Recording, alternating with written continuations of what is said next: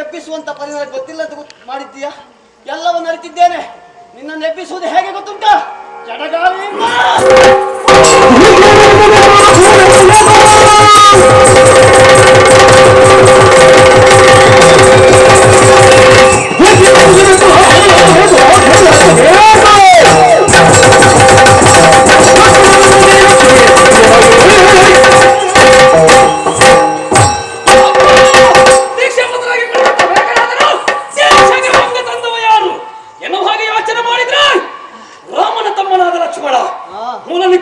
ಸೇರಿ ನಾನಿರುವ ಇರವನ್ನು ನಮ್ಮವ ಯಾರು ಹೇಳಿರ್ಬೇಕು.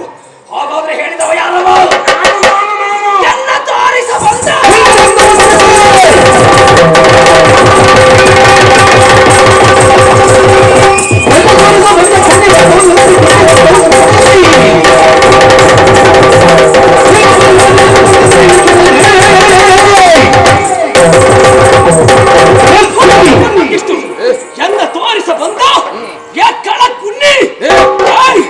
ಮಗ ಎನ್ನುವುದನ್ನು ನೋಡದೆ ಮಗನ ಸಾವನ್ನು ಹಾರೈಸಿದ ದೂರ್ತ ಚಿಕ್ಕಪ್ಪ ನಿನ್ನ ಇಚ್ಛೆ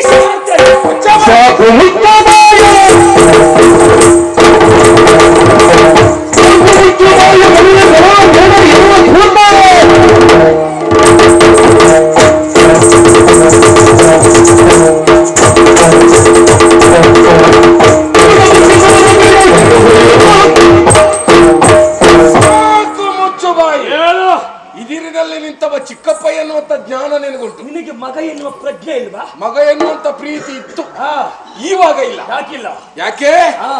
ಕುನ್ನಿ ಎನ್ನುವಾಗೆ ಆಡ್ತಿ ಅಂತ ಎಷ್ಟು ಪ್ರೀತಿ ಇರಿಸಿದೆ ಅನ್ನೋದೀಗ ಅರ್ಥ ಆಗ್ತದೆ. ನೀ ಮಾಡಿದ ಕೃತ್ಯ ಕೇಳಿದ್ದದು. ಒಳ್ಳೆಯವನಾಗಿ ಬದುಕಿದ್ದೆ ಹೌದು ಅಂತ ಆದ್ರೆ ಕಂಡಾಗ ಎತ್ತಿ ತೊಡೆಯ ಮೇಲೆ ಕುಳ್ಳಿರಿಸಿಕೊಳ್ತಾ ಇದ್ದೇನೆ. ನಿನ್ನ ಹಾಗೆ ಒಳ್ಳೆಯವನಾಗಿ ಪ್ರಾಣ ಬಿತ್ತಲ್ಲಿ ಹೋಗುವಲ್ಲ. ಯಾರ್ಯಾರದೋ ಮನೆ ಹಾಳು ಮಾಡ್ಬೇಕೆನ್ನುವಂತ ಉದ್ದೇಶದಿಂದ ಇಲ್ಲಿ ಯಾರ್ಯಾರದೋ ಮಾತನ್ನ ಕೇಳಿ ಯಾಗವನ್ನ ಮಾಡಲು ಹೊರಟಿದ್ದೀಯ. ನಮ್ಮ ಲಂಕೆ ರಕ್ಷಣೆಗೆ ಮಾಡ್ತಾ ಇದ್ದ. ಲಂಕೆ ರಕ್ಷಣೆ ನಿನ್ನನ್ನ ರಕ್ಷಣೆ ಮಾಡಿಕೊಂಡ ಹಾಗೆ ರಾಮನ ಕಾಲು ಹಿಡಿದವಲ್ಲ. ಯಾರದ್ದು ಮಾತು ಕೇಳುದಿಲ್ಲ ಕೆಲವು ತಂದೆ ತಾಯಿಗಳು. ಮಕ್ಕಳು ಮುಂಭಾಗ ಬಂದು ತಂದೆಯಲ್ಲಿ ಹೇಳಬೇಕು, ಅಪ್ಪ ನೀನ್ ಮಾಡ್ತಾ ಇದ್ದದ್ದು ಸರಿಯಲ್ಲ, ಹೀಗೆ ಮಾಡಿದ್ದೆ ಹೌದು ಅಂತ ಆದ್ರೆ ನಮ್ಮ ಸಂಸಾರ ಹಾಳಾಗಿ ಹೋಗ್ತದೆ. ನೀವು ಹಿಡಿದ ಕಾರ್ಯ ಕೈ ಬಿಟ್ಟದ್ದೆ ಹೌದು ಅಂತ ಆದ್ರೆ ಲಂಕೆಯು ಉಳಿತದೆ, ನಮ್ಮವರು ಉಳಿತಾರೆ ಎನ್ನುವಾಗೆ ಇಷ್ಟು ಬುದ್ಧಿ ಬೆಳೆದಂತ ನಿನಗೊಂದು ಅಪ್ಪನಿಗೆ ಹೇಳಲಿಕ್ಕೆ ಆಗುದಿಲ್ಲ. ನೀನು ಸಾಹಿತ್ಯ ಅಂತ ಗೊತ್ತಾದ್ಮೇಲೆ ಹೇಳಲಿಕ್ಕೆ ಹೊಟ್ಟದಲ್ವ ನೀನು? ಯಾರು? ನೀನು ಮೊದಲು ಸತ್ತಿದ್ಯಾ ನೀನು? ಇನ್ನೊಬ್ಬರ ಮೇಲೆ ಅಭಿಯೋಗ ಮಾಡೋದಕ್ಕೆ ಬಿಟ್ಟೆ ಅಲ್ಲ. ನಿನ್ನ ಅಪ್ಪನಿಗೆ ಯುದ್ಧ ಮಾಡೋದಕ್ಕಾಗಿ ಬಿಟ್ಟೆ, ವಾಲಿಯಲ್ಲಿ ಯುದ್ಧ ಮಾಡೋದಕ್ಕಾಗಿ ಬಿಟ್ಟೆ, ಎಲ್ಲಿ ಹೋದ್ರು ಸುಮ್ಮನಾದೆ. ಯಾವ ಯಾವ ಹೆಣ್ಣು ಮಕ್ಕಳನ್ನ ಎಳತಂದರೂ ಮಾತನಾಡಲಿಲ್ಲ. ರಾಮನ ಹೆಂಡತಿ ಬರ್ತಾಳೆ ಅಂತ ಆದ್ರೆ ನಿನಗೆ ಪ್ರಾಣ ಭೀತಿ. ನಿನಗೆ ಅಭಿಮಾನ ಅಣ್ಣನ ಮೇಲೆ. ಅಭಿಮಾನ ಕಾರ್ತವ್ಯದಲ್ಲಿ ಬಿದ್ದಕ್ಕೆ ಬಿಟ್ಟ ಯಾಕೆ ಗೊತ್ತುಂಟ? ಅಣ್ಣ ಸಾಯ್ಬೇಕು ಎನ್ನುವಂತ ಉದ್ದೇಶದಿಂದ ಅಲ್ಲ, ಬಾಲ್ಯದಿಂದಲೇ ಅಣ್ಣ ಸಾಧನೆ ಮಾಡಿದ್ದಾನೆ, ಅವನ ಕಿರೀಟಕ್ಕೆ ಮತ್ತೊಂದು ಗರಿ ಸಿಲುಕಲಿ ಎನ್ನುವಂತ ಉದ್ದೇಶದಿಂದ ಹೀಗೆ ಮಾಡಿದ್ದೇನೆ. ಅಣ್ಣನ ಸಾವು ಇಂದು ಸಹ ಬಯಸುವ ನಾನಲ್ಲ. ಎಷ್ಟೇ ಬುದ್ಧಿಯ ಮಾತು ಹೇಳಿದ ಅಲ್ಲದೆ ಇದ್ರೆ ನಮ್ಮ ಪಕ್ಷದ ಇರವನ್ನ ಅವ್ರಿಗೆ ಹೇಳುದಿಲ್ಲ. ಎಂತ ದರಿದ್ರ ಪಕ್ಷವ ನಿಮ್ಮ, ಒಳ್ಳೆ ಪಕ್ಷವ ನಿಮ್ಮ. ಒಳ್ಳೆ ಪಕ್ಷ ಆದ್ರೆ ಇಲ್ಲಿವರೆಗೆ ಬದುಕಿದೆ. ಒಳ್ಳೆ ಪಕ್ಷ ಯಾವತ್ತು ಹೋಗ್ತಿದ್ದೇನೆ. ಒಳ್ಳೆ ಪಕ್ಷ ಹೌದು ಅಂತ ಈ ಜಾಗ ಬಿಟ್ಟು ಮತ್ತೊಂದ್ ಕಡೆ ಹೋಗ್ಬೇಕಾದಂತ ಅನಿವಾರ್ಯ. ಯಾವ ಜಾಗಕ್ಕೂ ಹೋಗ್ಲಿಲ್ಲ. ಇದೇ ಎಲ್ಲ ಮೂರ್ಖರ ನೀವು. ಇದೇ ಜಾಗದಲ್ಲಿ ಇದ್ದೇವೆ ನಾವು. ನೀನು ಪಕ್ಷ ಬಿಟ್ಟು ಒಬ್ಬರ ಮಾತನ್ನು ಒಬ್ರು ಕೇಳುದಿಲ್ಲ. ಅವ ಮಾಡಿದ್ದ ಸರಿ ಅಂತ ಮತ್ತೊಬ್ಬ ತಮ್ಮ ಹೇಳೋದು, ನೀವು ಮಾಡಿದ್ದ ಸರಿ ಅಂತ ಮತ್ತೊಬ್ಬ ಮಗ ಹೇಳೋದು. ಮಾಡಿದ್ದೆ ಸರಿ. ಅಪ್ಪ ಮಕ್ಕಳೆಲ್ಲ ಒಂದೇ ಸಂತ. ಹೌದಪ್ಪ, ನಾನು ನಿನ್ನಾಗೆ ಮಾಡ್ಲಿಲ್ಲ. ಯಾವುದು? ನಿನಗೆ ಬೆಂಕಿ ಬೀಳ್ತದೆ ಅಂತ ಗೊತ್ತಾದ ತಕ್ಷಣ ಹೊರಟಲ್ಲ ನೀನು. ನನ್ನದೊಂದು ಸಿದ್ಧಾಶ್ರಮದಲ್ಲಿ ಎಲ್ಲ ಕಲಿತ ಸಿದ್ಧ ರಾಮನ ಸಮೀಪ ಆಯ್ಕೆ ಮಾಡಿಕೊಂಡಿದ್ದೀನಿ. ಯಾರು ಒಳ್ಳೆಯವರು ಎನ್ನುವುದನ್ನ ನಿಂತಲ್ಲೇ ತಿಳಿದು ಆಯ್ಕೆ ಮಾಡ್ಕೊಂಡಿದ್ದೀನಿ. ರಾಮ ಒಳ್ಳೆವ, ರಾಮನ ಪಕ್ಷವಾನ ಅಂತೂ ಸೇರಿದ್ದೆ ಹೌದು ಅಂತಾದ್ರೆ ನನ್ನ ಪ್ರಾಣ ಉಳಿತದೆ ಎನ್ನುವಂತ ಕಾರಣಕ್ಕಾಗಿ ಅಲ್ಲ, ಲೋಕಕ್ಕೆ ಒಳಿತಾಗ್ತದೆ ಎನ್ನುವಂತ ಉದ್ದೇಶದಿಂದ ರಾಮನ ಪಕ್ಷವನ್ನ ಅಂತ ಸೇರಿದ್ದೆ.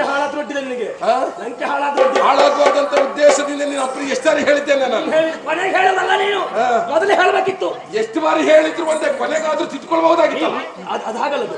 ಯಾವ್ದಾಗಲ್ಲ. ಬಿದಿರು ಸಿಕ್ಕದಿರುವಾಗ ಬಗ್ಗಿಸಿದ್ರೆ ಬಗ್ತದೆ, ಬಿದಿರು ಎತ್ತರ ಆದ್ಮೇಲೆ ಬಗ್ಗಿಸಿದಾಗ ತುಂಡಾಗ್ತದೆ. ಅಯ್ಯೋ, ಸೀತೆಯನ್ನ ತಂದಾಗ ನಾನು ಹೇಳಿದ್ದೇನೆ ಅಣ್ಣ ಇದು ಸರಿಯಲ್ಲ, ಅಯ್ಯೋ ಬ್ಯಾಡ ಅಂತ ಹೇಳಿದಾಗ ಅಯ್ಯೋ ನಾನು ಮಾಡಿದ್ದೆ ಸರಿ, ನನ್ನಿಂದ ಹೆಚ್ಚು ಯಾರು ಇಲ್ಲ ಅಂತ ಹೇಳುವ ನಿನ್ನ ಅಪ್ಪನಲ್ಲಿ ಎತ್ತದವ. ಸೀತೆಯನ್ನು ತಂದದ್ದು ಬರೇ 10 ತಿಂಗಳಾಯ್ತು ಅಷ್ಟೇ. ಸೀತೆಯನ್ನು ಲಂಕೆ ತಂದು ಅದಕ್ಕಿಂತ ಮೊದಲೇ ಸತ್ತಿದ್ದೇನೆ. ಎಷ್ಟು ಹೇಳಿದ್ರು ಕೇಳುವವನಲ್ಲ ಎನ್ನುವುದು ನನಗೆ ಅರ್ಥ ಆಗಿದೆ. ತದನಂತರದಲ್ಲಿ ಲಂಕೆಯನ್ನು ತೊರೆದು ರಾಮನ ಪಕ್ಷವನ್ನ ಸೇರಿಕೊಂಡಿದ್ದೇನೆ. ಈಗ ಇವಾಗಲೂ ನಿನ್ನ ಮೇಲೆ ಪ್ರೀತಿ ಇಲ್ಲ ಅಂತಲ್ಲ, ಅಣ್ಣನ ಮಗ ಬೇರೆ ಅಲ್ಲ, ನನ್ನ ಮಗ ಬೇರೆ ಅಲ್ಲ, ನನ್ನ ಮಗ ಎನ್ನುವಂತ ಪ್ರೀತಿಯಿಂದಲೇ ನೋಡ್ತೇನೆ. ಮಾಡಿದ್ದು ಅಪರಾಧ ಆಯ್ತು ಎನ್ನುವಾಗೆ ರಾಮನಿಗೆ ನೀನು ನನ್ನಂತೆ ಶರಣನಾದದ್ದು ಹೌದು ಅಂತಾದ್ರೆ ನೀನು ಬದುಕ್ತೀಯ, ನಿನ್ನ ಅಪ್ಪನು ಬದುಕ್ತಾನೆ, ಲಂಕೆಯು ಉಳಿತದೆ. ಇಲ್ಲ ನನ್ನ ಹುಂಬ ಅಪ್ಪು ಮಾಡಿದ್ದೆ ಸರಿ, ಅವನಂತೆ ನಾನು ಬದುಕುತ್ತೇನೆ ಅಂತ ಉದ್ದಟತನ ತೋರಿದ್ರೆ ರಾಮ ನಿನ್ನ ಪ್ರಾಣ ತೆಗೆಯುವುದಲ್ಲ, ಅಣ್ಣನ ಮಗ ಎನ್ನುವಂತ ಮಮಕಾರವನ್ನ ತೊರೆದು ನಾನೇ ನಿನ್ನ ಕೊಡ್ತೇನೆ. ನನ್ನಪ್ಪ ಹುಂಬ ಅಲ್ಲ, ಹುಂಬ ಅಲ್ಲ ಮತ್ತೆ ಈಗ ಹೇಳಿಕೊಟ್ಟ ನೀನು ದೊಡ್ಡ ಕಂಬ ಈಗ ಇವರು ಪಕ್ಷಕ್ಕೆ. ಯಾರು ಕಂಬ? ಆ ಕಂಬಕ್ಕೆ ಹಾಕ್ತೇನೆ ಪಿಕಾಸೆಯನ್ನು.